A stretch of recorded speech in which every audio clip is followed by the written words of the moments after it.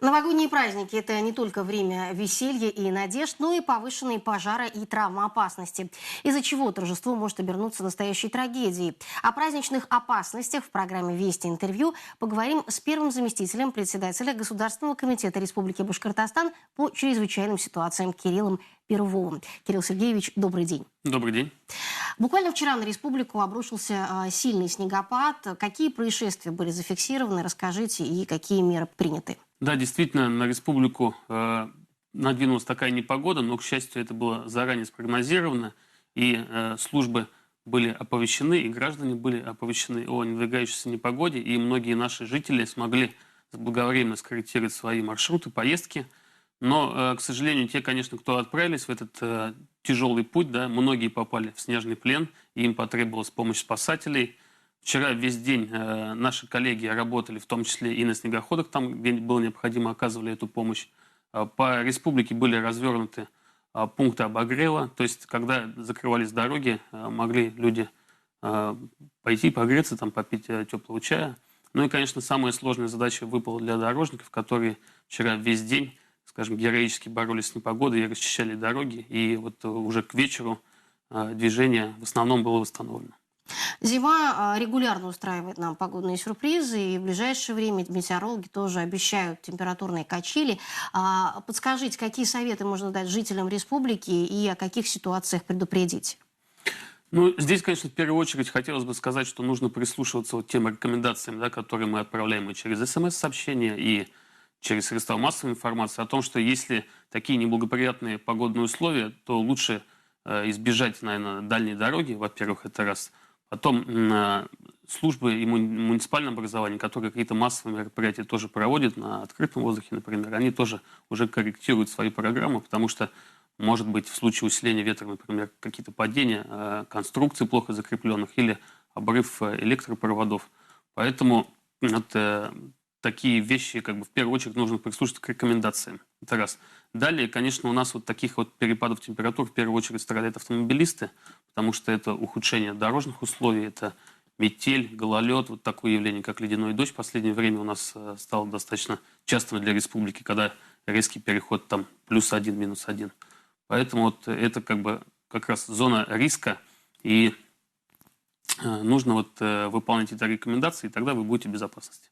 Кирилл Сергеевич, давайте поговорим о новогодних праздниках и о том, какие опасности предостерегают жителей в эти дни.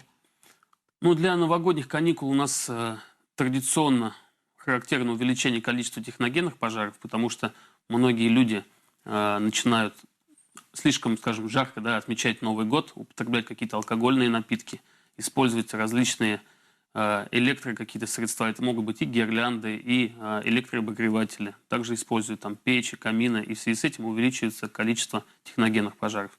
Поэтому хотелось бы рекомендовать следить за состоянием электропроводки печного отопления. Если у вас есть дети, тоже не оставляйте их без присмотра, и тогда вы сможете себя обезопасить от пожаров. Каждый год в республике происходят случаи травмирования людей на несанкционированных горках. Как таким образом не докатиться до травмпункта, и какие меры принимает ваше ведомство? Действительно, мы фиксируем традиционное увеличение количества обращений в систему 112 по таким случаям.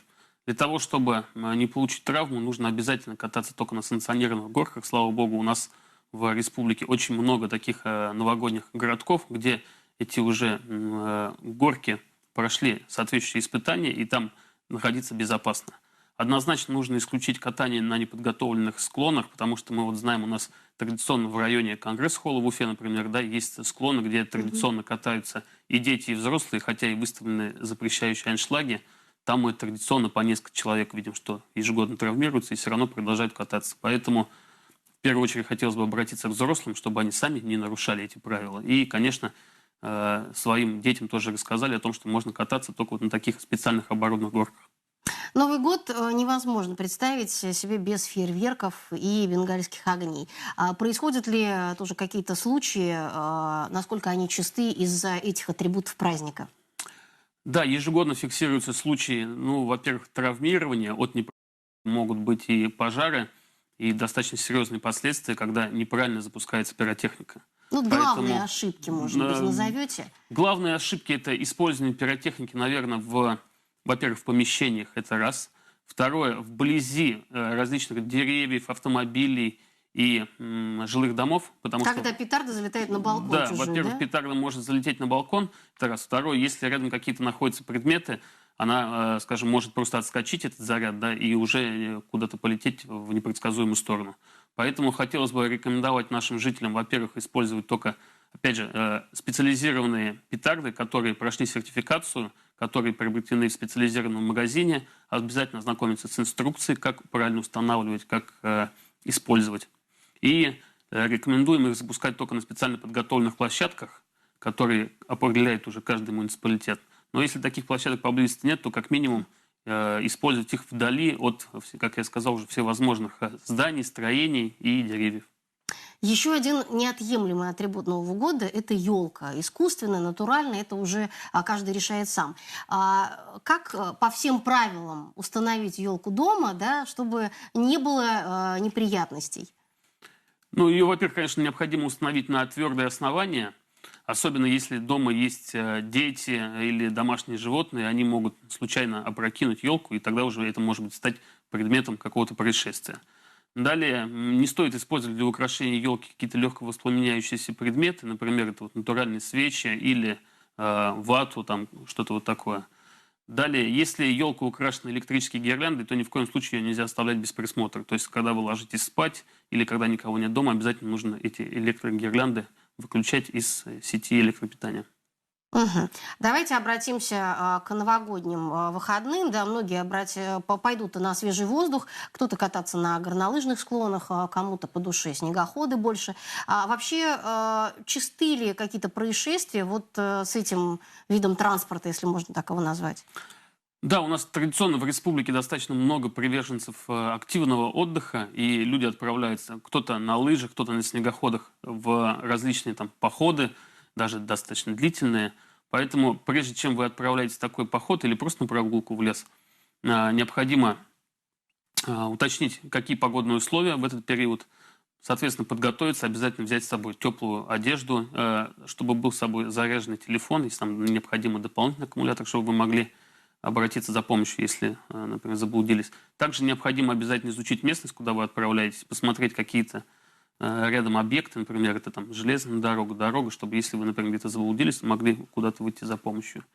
Но, к сожалению, конечно, мы традиционно фиксируем, что происшествия все равно они случаются, да, вот это и любители снегоходного спорта. Бывает так, что куда-то отправились в дальнюю дорогу и закончился ГСМ, и тогда уже в поле заснеженном, да, они когда оказываются, может быть, даже в том районе, где нет сотовой связи, и далеко идти за помощью, тоже вот подвергают свою жизнь опасности, к сожалению. Далее, со снегоходами случаются провалы под лед. То есть, если мы помним, вот 2-3 года назад у нас было и в районе города Бирска, и в Кушнаренковском районе, когда по реке Белой следовали на снегоходе, там была майна под снегом, не видели, получается, управляющий снегоходом, и, к сожалению, 2 трагических случая произошло. Поэтому вот на водных объектах, особенно на реках, желательно исключить, получается, катание на снегоходах, потому что такие возможны случаи трагические. Хорошо, давайте теперь о дорогах нашей республики поговорим. Вообще, насколько статистика меняется вот в новогодние праздники? Больше ли становится происшествий? Да, происшествий становится больше. Это, наверное, связано с тем, что люди начинают активно перемещаться по республике, и погодные условия могут быть разными. Мы понимаем, что у нас республика она достаточно большая, да, и возможны риски снежных заносов. Поэтому, если вы отправляетесь в дальнюю дорогу, обязательно с собой нужно иметь теплую одежду, трос, горячее какое-то питание с собой, там обязательно какой-то перекус. И если вы уже, например, попали в какую-то там беду, в дорожно-транспортное происшествие или просто застряли в снежном заносе на дороге, то необходимо обратиться к спасателям по телефону 112, и вам будет оказана оперативно вся необходимая помощь. А как вообще будет организована работа экстренных служб в новогодние праздники? Ну, у нас традиционно в режиме 15, поэтому в усиленном режиме будет нести службу, но и руководящий состав также весь будет находиться на местах, дежурить, и в случае необходимости будут направляться дополнительные силы и средства. Кстати, о горячей линии. Увеличивается ли количество обращений от жителей в новогодние праздники? Да, у нас традиционно увеличивается количество обращений. Если в обычные дни у нас, например, порядка 6 тысяч звонков, то в период новогодних каникул это количество увеличивается до 9-10 тысяч, потому что начинают люди отмечать праздники дома, возрастает количество и техногенных пожаров, начинают передвигаться по республике, есть и дорожно-транспортные происшествия. Потом очень активно интересуются, если, например, отключение электроэнергии происходит, на какое время, когда будет восстановлено. Также по погодным условиям, по дорожным условиям люди активно звонят, и более 50% всех вызовов являются некими такими вот справочными. Если говорить, когда происходит, например, непогода и вот снежные заносы, например, когда у нас были, то же самое количество звонков возросло до 10 тысяч, и оперативно они все были обработаны и направлены соответствующая помощь нашим гражданам. Кирилл Сергеевич, сегодня отмечается День спасателя Российской Федерации. Поздравляем вас Спасибо. в вашем лице, ваших коллег с праздником. У вас сейчас есть возможность поздравить их, в свою очередь, и пару слов сказать вообще, каким был для МЧС в республике этот год. Хотелось бы поздравить всех профессиональных спасателей, работников организаций, которые обеспечивают защиту населения территории. И отдельно хочу поблагодарить и поздравить тоже волонтеров, которые все активнее и активнее нам помогают с профессиональным праздником, с Днем спасателя Российской Федерации. Жителям, наверное, нашим и гостям республики хотелось бы пожелать будущих, наверное, интересных и безопасных новогодних каникул.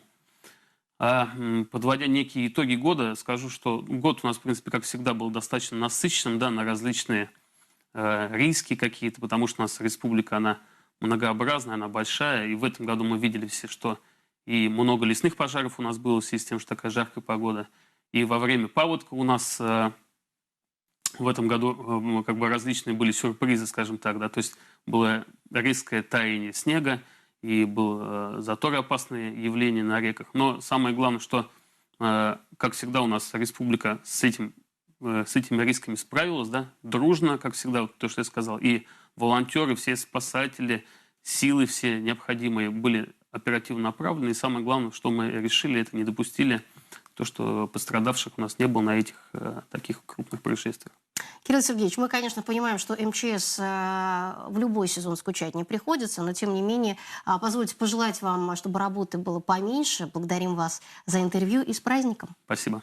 Спасибо вам. А мы напомним о праздничных опасностях. В программе «Вести интервью» мы говорили с первым заместителем председателя Государственного комитета